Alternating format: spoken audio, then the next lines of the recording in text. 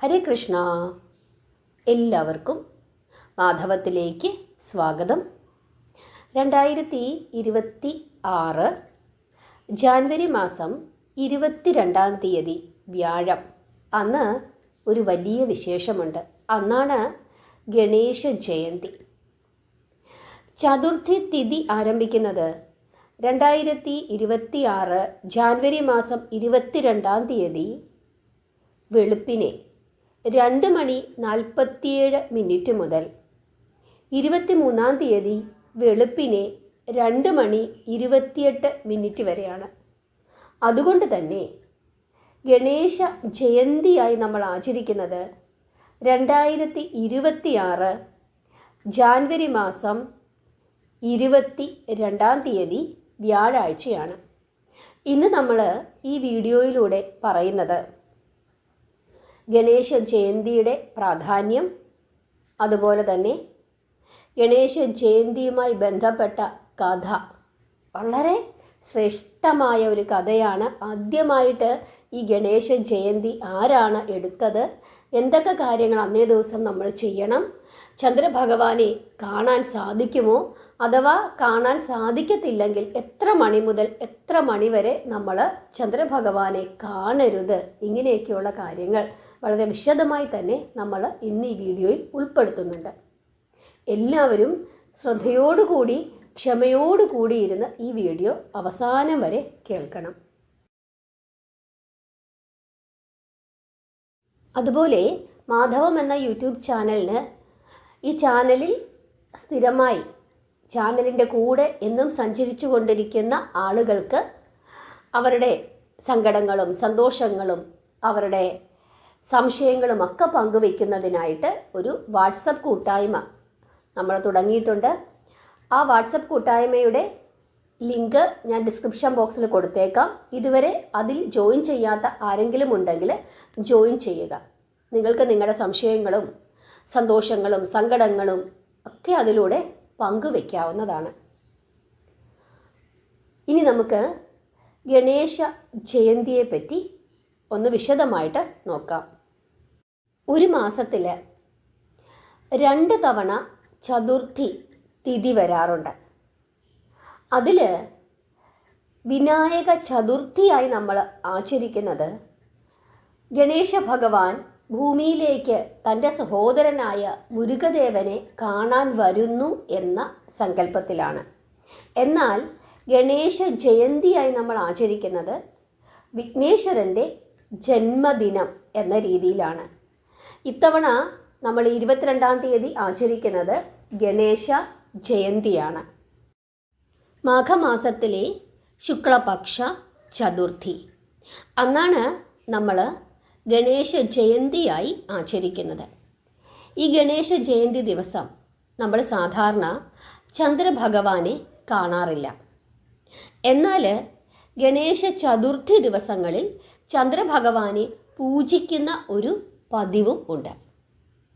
ഇത്തവണ 22-ാം തീയതി ചന്ദ്രഭഗവാനെ കാണാൻ പാടില്ലാത്ത ഒരു സമയമുണ്ട്. ആ സമയത്ത് ഒരു കാരണവശാലും ചന്ദ്രഭഗവാനെ കാണാൻ പാടില്ല എന്നാണ് വിശ്വസിക്കുന്നത്.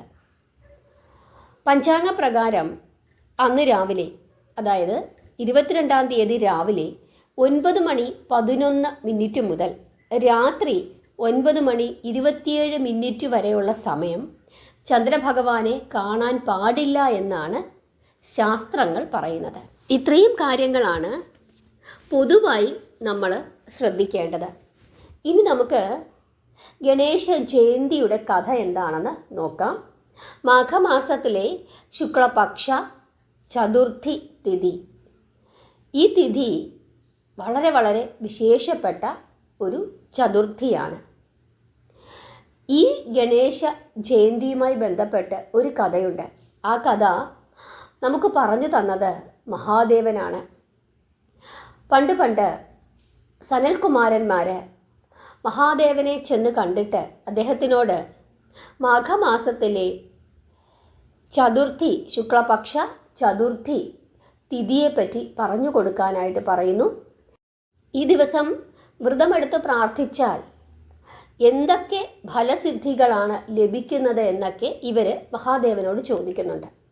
ആ സമയത്ത് മഹാദേവൻ സനൽകുമാരന്മാരോട് പറയുന്നു, അല്ലയോ കുമാരന്മാരെ, മാഘമാസത്തിലെ ശുക്ലപക്ഷ ചതുർത്ഥി ദിവസം വ്രതമെടുത്ത് ഗണേശ ഭഗവാനെ ആദ്യമായി പ്രാർത്ഥിച്ചത് സാക്ഷാൽ ശ്രീകൃഷ്ണ ഭഗവാനാണ് എന്ന് മഹേശ്വരൻ ഇവരോട് പറഞ്ഞു കൊടുക്കുന്നു. അത് കേട്ടപ്പോൾ ഈ കുമാരന്മാർക്ക് വളരെയധികം ആഗ്രഹം തോന്നുകയാണ്. എന്തിനു വേണ്ടിയിട്ടാണ് ഭഗവാൻ ശ്രീകൃഷ്ണൻ ഈ ദിവസം വിഘ്നേശ്വരനെ പ്രാർത്ഥിച്ചത്? ആ കഥ കൂടി ഒന്ന് പറഞ്ഞു കൊടുക്കുമെന്ന് അവർ മഹാദേവനോട് ആവശ്യപ്പെടുന്നു. ആ കഥ നമുക്കിവിടെ ഒന്ന് നോക്കാം. എല്ലാവരും വളരെ ശ്രദ്ധയോടു കൂടിയിരുന്ന് ഈ കഥ അവസാനം വരെ കേട്ടു പ്രാർത്ഥിക്കണം. ഒരു പ്രമുഖനായ യാദവനായിരുന്നു സത്രാജിത്ത്. അദ്ദേഹം വലിയ സൂര്യഭക്തനായിരുന്നു.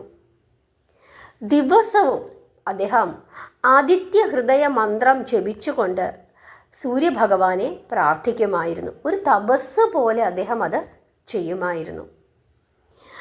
അങ്ങനെ സൂര്യഭഗവാൻ പ്രത്യക്ഷപ്പെടുകയും അത്ഭുത ജ്യോതിസോടു കൂടിയ സ്യമന്തകം എന്ന മണി സത്രാജിത്തിന് ദാനം ചെയ്യുകയും ചെയ്തു.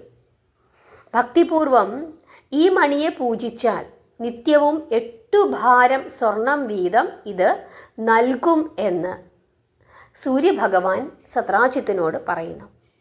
അങ്ങനെ ആ അത്ഭുത മണിയുമായി സത്രാജിത്ത് തൻ്റെ കൊട്ടാരത്തിലേക്ക് വരികയും തൻ്റെ പൂജാമുറിയിൽ അത് വിധിയാം വണ്ണം സ്ഥാപിക്കുകയും ചെയ്തു. എന്നിട്ട് ദിവസവും പൂജിക്കും, പ്രാർത്ഥിക്കും. ആ മണി എല്ലാ ദിവസവും 8 ഭാരം സ്വർണം ദാനം ചെയ്യുകയും ചെയ്യും. ഇങ്ങനെ സത്രാജിത്തിനൊരു മണി കിട്ടിയെന്നും ആ മണിക്ക് ഇന്ന പ്രത്യേകതകൾ ഉണ്ട് എന്നും ദ്വാരകയിലുള്ള എല്ലാവരും അറിഞ്ഞു. ഈ കാര്യം കൃഷ്ണനും അറിഞ്ഞു. അങ്ങനെ കൃഷ്ണൻ സത്രാജിത്തിനെ തൻ്റെ കൊട്ടാരത്തിലേക്ക് ക്ഷണിച്ചു. എന്നിട്ട് കൃഷ്ണൻ സത്രാജിത്തിനോട് പറയുകയാണ്, അല്ലയോ യാദവ ശ്രേഷ്ഠ, ആദിത്യദേവൻ അങ്ങേക്ക് സ്യമന്തകമെന്ന ഒരു രത്നമണി ദാനം ചെയ്തു എന്നു കേട്ടു. അതിൻ്റെ വിശേഷങ്ങളെക്കുറിച്ചും കേൾക്കാനിടയായി. അങ്ങനെയുള്ള ആ ദിവ്യമായ മണി രാജഭണ്ഡാരത്തിലിരിക്കുന്നത് വളരെ നല്ലതല്ലേ? അതുകൊണ്ട് അങ്ങ് ദയവായി രാജ്യത്തിൻ്റെ നന്മയ്ക്കായിട്ട് ആ മണി ഉഗ്രസേന മഹാരാജാവിന് ദാനം ചെയ്യണം. അതിന് പ്രതിഫലമായി അങ്ങേക്ക് എത്ര ധനം വേണമെങ്കിലും ഞാൻ വാങ്ങിത്തരാം. അങ്ങേക്ക് ധനമല്ലേ ആവശ്യം എന്ന് കൃഷ്ണൻ സത്രാജിത്തിനോട് പറയുന്നു. എന്നാൽ സത്രാജിത്ത് അത് സമ്മതിച്ചില്ല. കൃഷ്ണന് അതിൽ യാതൊരു പരിഭവവും തോന്നിയതുമില്ല. അങ്ങനെ ഇരിക്കെ ഒരു ദിവസം സത്രാജിത്തിൻ്റെ അനുജനായ പ്രസേനൻ ആ മണിയും കഴുത്തിൽ കെട്ടിക്കൊണ്ട് ഒരു കുതിരപ്പുറത്തു കയറി നായാട്ടിനായി കാട്ടിലേക്ക് പുറപ്പെട്ടു. അനുജനോട് വലിയ സ്നേഹമാണ് സത്രാജിത്തിന്. അതുകൊണ്ടാണ് ചോദിച്ചപ്പോൾ തന്നെ ആ മണി കൊടുത്തത്. അങ്ങനെ ആ മണിയുടെ ആ പ്രഭ കണ്ടിട്ട് ഒരു സിംഹം പ്രസേനൻ്റെ മുമ്പിലേക്ക് അലറിക്കൊണ്ട് വരികയും ആ സിംഹം പ്രസേനനെയും കുതിരയെയും കൊല്ലുകയും ചെയ്തു. കാരണം എന്തോ ഒരു തിളക്കമുള്ള വസ്തു, ആ വസ്തുവിൻ്റെ പ്രഭ ഈ സിംഹത്തിൻ്റെ കണ്ണിലേക്ക് ഇങ്ങനെ തുളച്ചു കയറി. അതുകൊണ്ടാണ് ദേഷ്യം വന്ന ആ സിംഹം അങ്ങനെ ചെയ്തത്. അതിനുശേഷം ആ മണിയും കടിച്ചെടുത്തുകൊണ്ട് ഈ സിംഹം കാട്ടിലേക്ക് മറഞ്ഞു കളയുകയും ചെയ്തു. ആ കാട്ടിലെ ഒരു ഗുഹയിലായിരുന്നു വാനരശ്രേഷ്ഠനായ ജാംബവാൻ ആ കാലത്ത് താമസിച്ചുകൊണ്ടിരുന്നത്. ഭഗവാൻ ശ്രീരാമചന്ദ്രൻ്റെ പട്ടാഭിഷേകത്തിനു ശേഷം ഭഗവാനോട് യാത്ര പറഞ്ഞു പിരിഞ്ഞതിനു ശേഷം ഒരു ഗന്ധർവ യുവതിയെ വിവാഹം കഴിക്കുകയും അവളിൽ 2 കുഞ്ഞുങ്ങൾ ഉണ്ടാവുകയും ചെയ്തു. കുറച്ചു കാലം കഴിഞ്ഞപ്പോൾ ആ ഗന്ധർവ സ്ത്രീ ജാംബവാനെ ഉപേക്ഷിച്ചു പോയി. പക്ഷേ ഈ 2 കുഞ്ഞുങ്ങളും ജാംബവാൻ്റെ കൂടെയാണ് താമസം. അങ്ങനെ ജാമ്പവാൻ ആ കാട്ടിലൂടെ നടക്കുന്ന സമയത്താണ് ഈ സിംഹത്തിനെ കാണാനിടയാകുന്നത്. അതായത് എന്തോ ഒരു തിളക്കമുള്ള ഒരു വസ്തുവും കടിച്ചെടുത്തുകൊണ്ട് ഒരു സിംഹം ഇങ്ങനെ പോകുന്നു. ഉടൻ തന്നെ ജാമ്പവാൻ ഒരൊറ്റ അടി കൊടുത്തു സിംഹത്തിനെ. അങ്ങനെ സിംഹം അങ്ങ് ചത്തു. അതിനുശേഷം ജാമ്പവാൻ ആ തിളക്കമുള്ള ആ വസ്തുവും എടുത്തുകൊണ്ട് തൻ്റെ ഗുഹയിലേക്ക് പോവുകയും ഇളയ മകനായ സുകുമാരന് അത് കളിക്കുവാൻ കൊടുക്കുകയും ചെയ്തു. ഇതാണ് കാട്ടിൽ നടന്ന കാര്യം. ഈ സമയത്ത് ദ്വാരകയിൽ സത്രാജിത്ത് അനുജനെയും നോക്കിയിരിക്കുകയാണ്. കുറേ ദിവസങ്ങൾ കഴിഞ്ഞു, അനുജനെ കാണുന്നില്ല.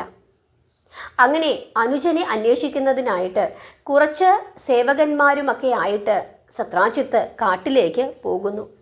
അവിടെ പ്രസേനൻ മരിച്ചു കിടക്കുന്നതും തൊട്ടടുത്തു തന്നെ കുതിര മരിച്ചു കിടക്കുന്നതും സത്രാജിത്ത് കാണുന്നു.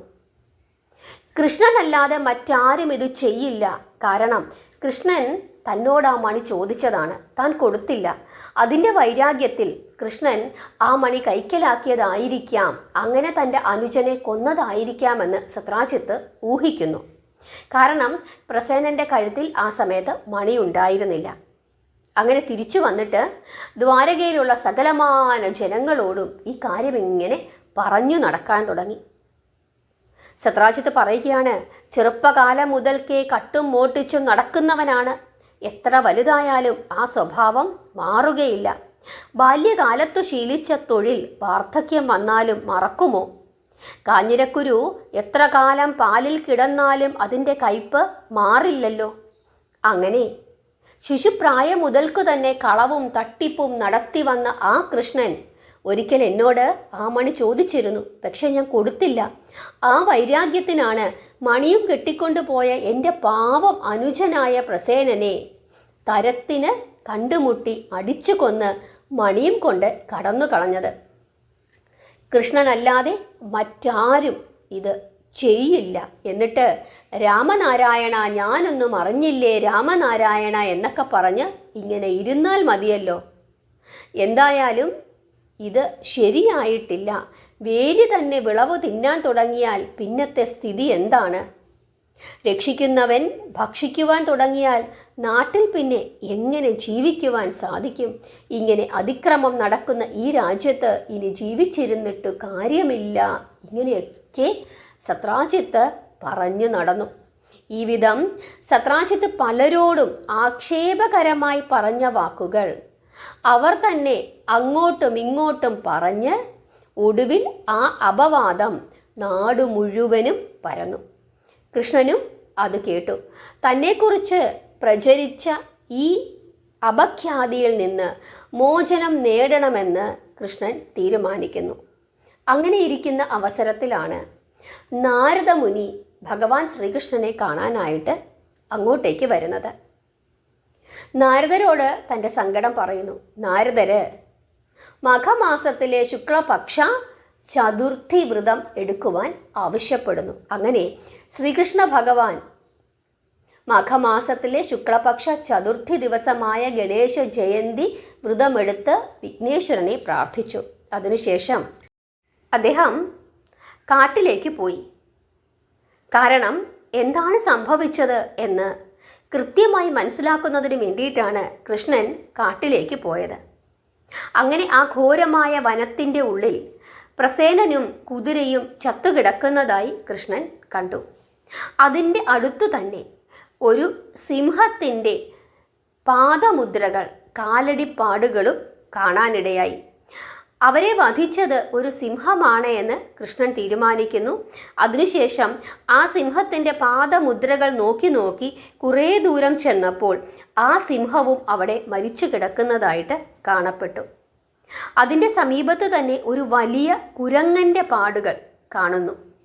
അങ്ങനെ ആ സിംഹത്തിനെ ഒരു കുരങ്ങനാണ് വധിച്ചത് എന്ന് കൃഷ്ണന് മനസ്സിലാകുന്നു. ഉടൻ തന്നെ കൃഷ്ണൻ ആ കാലടിപ്പാടുകളെ ലക്ഷ്യമാക്കി കുറേ ദൂരം കൂടി മുമ്പോട്ട് നടന്നപ്പോൾ ഒരു ഗുഹ കാണുന്നു. ആ കുരങ്ങൻ ആ ഗുഹയ്ക്കകത്ത് ഉണ്ടാകും എന്ന് നിശ്ചയിച്ചിട്ട്, എന്നുറപ്പിച്ചിട്ട് കൃഷ്ണൻ തൻ്റെ കൂടെ വന്ന അനുയായികളെ പുറത്തു നിർത്തിയിട്ട് ഒറ്റയ്ക്ക് ആ ഗുഹയുടെ ഉള്ളിലേക്ക് കടക്കുന്നു. ഭഗവാൻ കാണുന്ന കാഴ്ച, ആ ഗുഹയ്ക്കുള്ളിൽ ഒരു കുഞ്ഞ്, ഒരു ബാലൻ ആ മണിയും കയ്യിൽ പിടിച്ചുകൊണ്ട് അവിടെ ഇരുന്ന് കളിച്ചു രസിക്കുന്നതാണ് കണ്ടത്.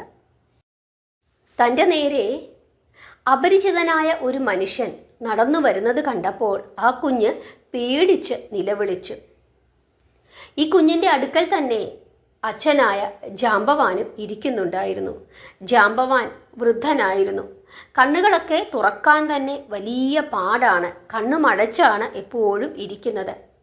പക്ഷേ പുത്രൻ്റെ ആ നിലവിളി കേട്ട് അദ്ദേഹം ഓടി വരികയാണ്. എന്നിട്ട് തൻ്റെ കുഞ്ഞിനെ ആരോ ഉപദ്രവിക്കാൻ വന്നു എന്ന ചിന്തയിൽ ഭഗവാൻ ശ്രീകൃഷ്ണൻ്റെ കഴുത്തിൽ തൻ്റെ മുഷ്ടി കൊണ്ട് ആഞ്ഞ് ഇടിച്ചു.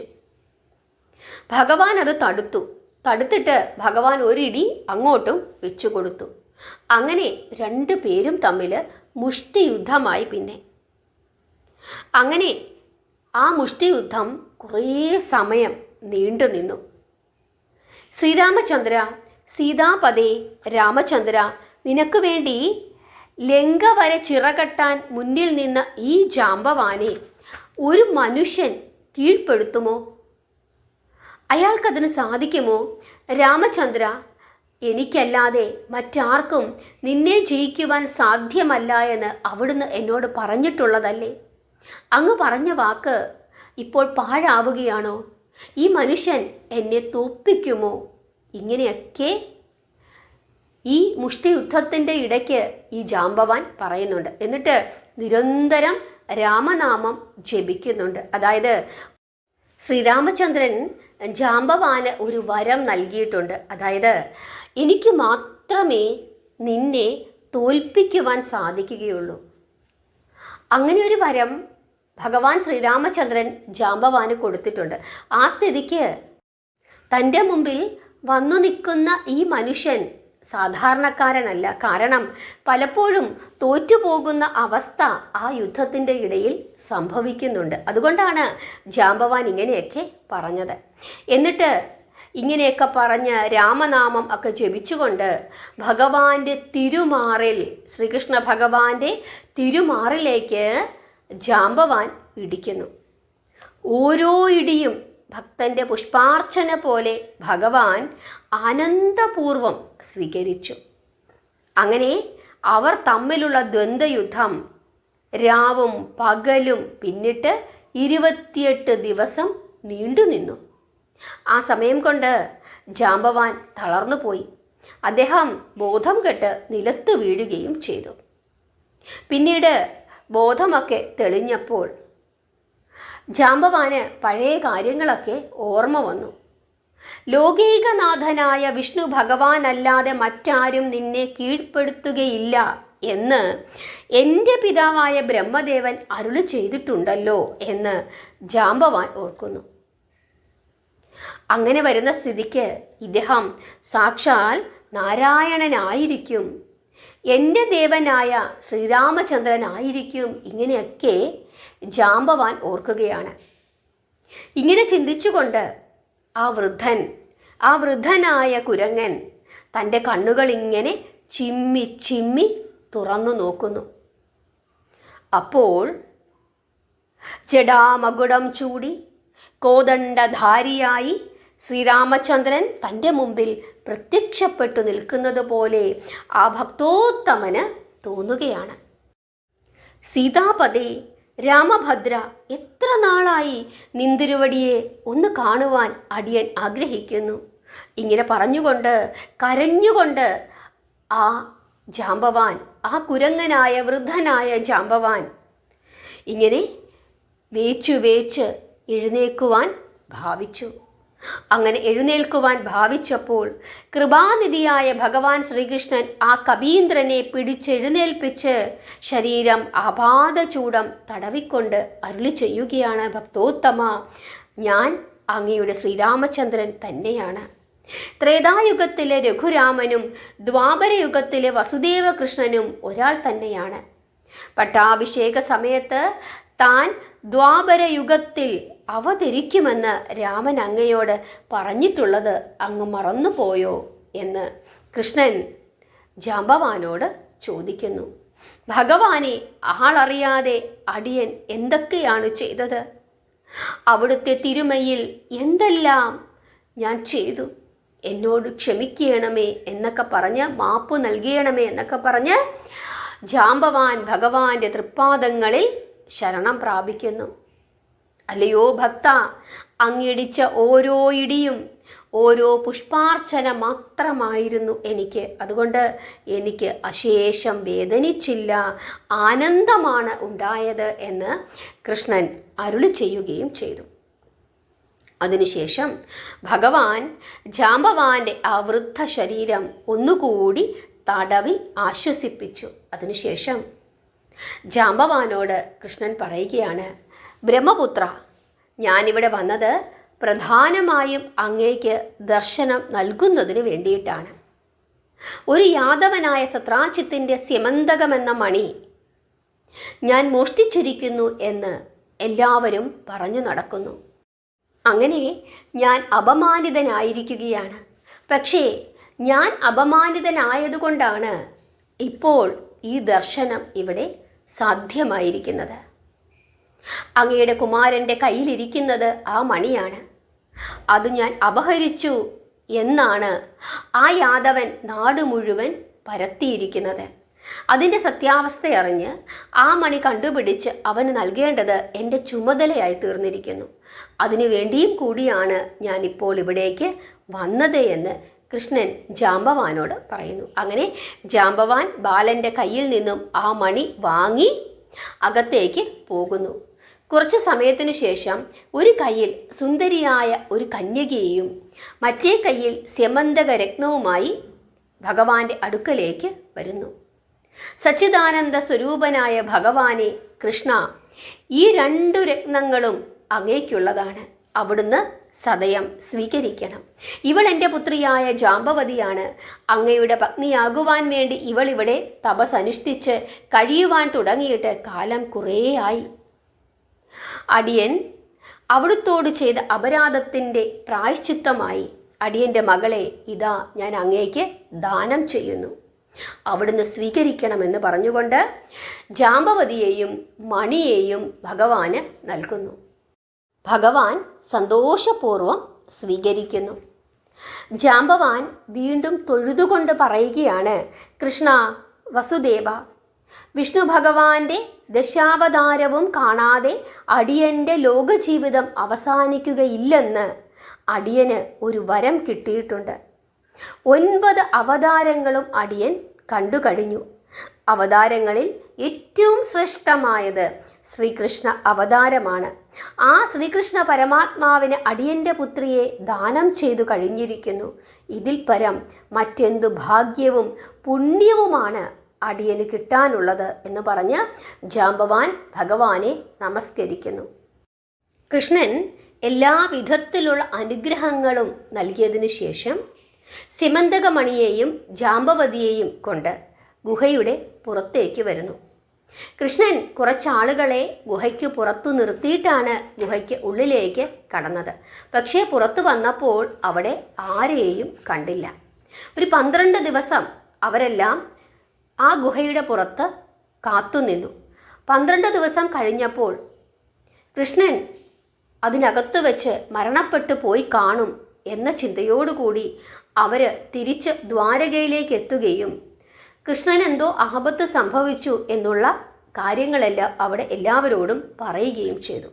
അതോടുകൂടി ദ്വാരകയിലുള്ള എല്ലാവരും വലിയ വിഷമത്തിൽ ഇരിക്കുകയാണ്. അങ്ങനെ ഗുഹയുടെ പുറത്തു വന്ന കൃഷ്ണൻ അവിടെ ആരെയും കണ്ടില്ല. ഉടൻ തന്നെ ഗരുഡനെ സ്മരിക്കുന്നു. ഗരുഡൻ വരുന്നു. അങ്ങനെ ജാമ്പവതിയെയും രത്നത്തിനെയും കൂട്ടിക്കൊണ്ട് ഗരുഡൻ്റെ പുറത്തു കയറി കൃഷ്ണൻ ദ്വാരകയിലേക്ക് പോകുന്നു. ദ്വാരകയിൽ ചെന്നപ്പോൾ എല്ലാവരും മരിച്ച വീട് പോലെ ഇരിക്കുകയാണ്. കാരണം ഈ ഗുഹയുടെ പുറത്തു നിന്ന ആളുകൾ അപ്രകാരമാണ് അവിടെ ചെന്ന് എല്ലാവരോടും പറഞ്ഞത്. അങ്ങനെ വിഷമിച്ചു കഴിഞ്ഞിരുന്ന ആ അവസരത്തിലാണ് ദ്വാരകാവാസികൾ വളരെയധികം വിഷമിച്ചു കഴിഞ്ഞിരുന്ന ആ അവസരത്തിൽ ജാമ്പവതി സമേതം രത്നവുമായി ഗരുഡൻ്റെ പുറത്തു കയറി കൃഷ്ണൻ ദ്വാരകയിലേക്ക് എത്തിച്ചേരുന്നു. അതോടുകൂടി എല്ലാവർക്കും വലിയ സന്തോഷമായി. അതിനുശേഷം കൃഷ്ണൻ ഭോജന്മാരും അന്ധകന്മാരും വൃഷ്ണികളും ഉൾപ്പെട്ട യാദവന്മാരിൽ എല്ലാ പ്രമാണികളെയും തൻ്റെ കൊട്ടാരത്തിലേക്ക് വിളിച്ച് വരുത്തുന്നു. അക്കൂട്ടത്തിൽ സത്രാജിത്തിനെയും വിളിച്ചു വരുത്തുന്നു. ഉഗ്രസേനൻ, ശൂരസേനൻ, വസുദേവർ, ബലരാമൻ തുടങ്ങിയ എല്ലാവരുമുണ്ട്. അങ്ങനെ ഒരു വലിയ സഭ അവിടെ കൂടിയിരിക്കുകയാണ്.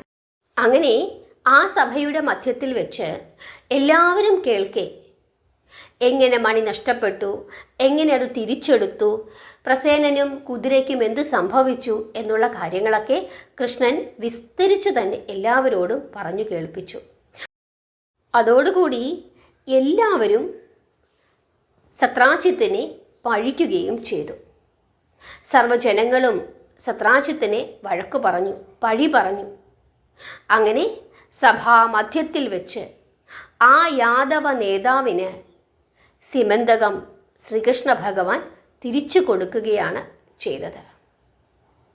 അങ്ങനെ താൻ പ്രചരിപ്പിച്ച അപവാദത്തെ കുറിച്ചോർത്ത് വിഷമിച്ചുകൊണ്ട് സത്രാജിത്ത് തൻ്റെ ഗൃഹത്തിലേക്ക് എത്തുകയും കൃഷ്ണനോട് ചെയ്തു പോയ അപരാധത്തിന് എന്തു പ്രതിവിധിയാണ് ചെയ്യേണ്ടത് എന്ന് ചിന്തിച്ചിട്ട് തൻ്റെ മകളായ സത്യഭാമയെ കൃഷ്ണന് വിവാഹം കഴിച്ച് കൊടുക്കുകയും ചെയ്തു. ആ സമയത്ത് സത്യഭാമയുടെ കൂട്ടത്തിൽ ഈ മണി കൂടി അദ്ദേഹം കൃഷ്ണന് ദാനം ചെയ്തു. പക്ഷേ കൃഷ്ണൻ സന്തോഷത്തോടു കൂടി ആ മണി സത്രാജിത്തിനു തന്നെ തിരിച്ച് നൽകുകയും ചെയ്തു.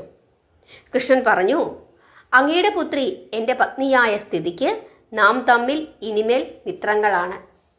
യാതൊരു വിരോധമോ പരിഭവമോ എനിക്ക് അങ്ങയോടില്ല.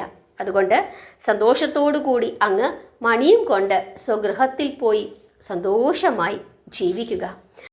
മകളെ കാണുവാൻ എപ്പോഴാണോ അങ്ങേക്ക് ആഗ്രഹം തോന്നുന്നത് ആ സമയത്തൊക്കെ അങ്ങ് ഇവിടേക്ക് വന്നുകൊള്ളുക എന്ന് കൃഷ്ണൻ സത്രാജിത്തിനോട് പറയുന്നു. അങ്ങനെ ലോഹ്യങ്ങളെല്ലാം പറഞ്ഞ് കൃഷ്ണൻ സത്രാജിത്തിനെ സന്തോഷപൂർവ്വം യാത്രയയച്ചു. ജാമ്പവതിയുടെയും സത്യഭാമയുടെയും വിവാഹം ആഡംബരപൂർവ്വം നടത്തുന്നതിനുള്ള ഒരുക്കങ്ങൾ അങ്ങനെ ദ്വാരകയിൽ ആരംഭിക്കുന്നു. ഒരു ശുഭമുഹൂർത്തത്തിൽ അനവധി രാജാക്കന്മാരുടെയും പ്രഭുക്കന്മാരുടെയും ബന്ധുജനങ്ങളുടെയും സന്നിധിയിൽ വെച്ച് കൃഷ്ണൻ ജാമ്പവതിയെയും സത്യഭാമയെയും വിധിപ്രകാരം വേളി കഴിച്ചു. ഇവിടെ സ്യമന്തകം എന്ന മണി കണ്ടെത്തുന്നതിനായിട്ട് ഭഗവാൻ ശ്രീകൃഷ്ണൻ കാട്ടിലേക്ക് പോകുന്നതിന് മുമ്പ് മാഘമാസത്തിലെ ശുക്ലപക്ഷ ചതുർത്ഥിയിൽ ഗണേശ ഭഗവാനെ പൂജിച്ചു പ്രാർത്ഥിച്ചു എന്നാണ് മഹേശ്വരൻ പറയുന്നത്. അതുകൊണ്ടാണ് ഭഗവാന് തൻ്റെ ഉദ്യമത്തിൽ വിജയിക്കുവാൻ സാധിച്ചതും അപമാന ഭാരത്തിൽ നിന്ന് രക്ഷപ്പെടാൻ സാധിച്ചതുമെന്ന് വിശ്വസിക്കുന്നു. അതായത് ഈ ദിവസം ഗണേശ ഭഗവാനെ പ്രാർത്ഥിച്ചാൽ അപമാന ഭാരത്തിൽ നിന്ന് നമ്മൾ രക്ഷപ്പെടുമെന്നും സൽകീർത്തി ഉണ്ടാകുമെന്നും ഉദ്ദേശിച്ച കാര്യങ്ങൾ സാധിക്കും, തടസ്സം കൂടാതെ സാധിക്കുമെന്നും വിശ്വസിക്കുന്നു. അതുകൊണ്ട് തന്നെ ഈ ദിവസത്തെ പ്രാധാന്യം മനസ്സിലാക്കിക്കൊണ്ട് എല്ലാവരും പ്രാർത്ഥിക്കുക, നാമം ജപിക്കുക. നിങ്ങൾക്കെല്ലാവർക്കും കഥ മനസ്സിലായി എന്ന് വിശ്വസിക്കുന്നു. നാമം ജപിക്കുക, പ്രാർത്ഥിക്കുക. ഹരേ കൃഷ്ണ.